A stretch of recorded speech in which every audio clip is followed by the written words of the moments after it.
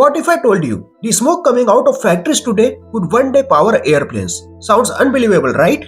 Every day, industries release huge amount of carbon dioxide into the air. This pollution harms our climate. At the same time, airplanes still depend on fossil fuels and clean alternatives are limited.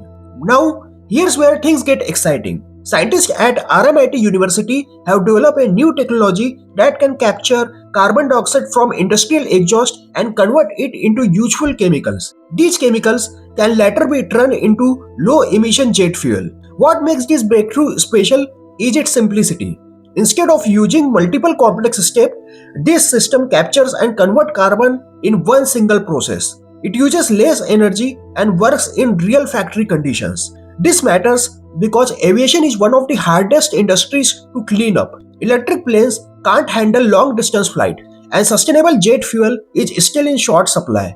This technology doesn't replace jet fuel overnight, but it helps turn pollution into a resource. It turns waste into value.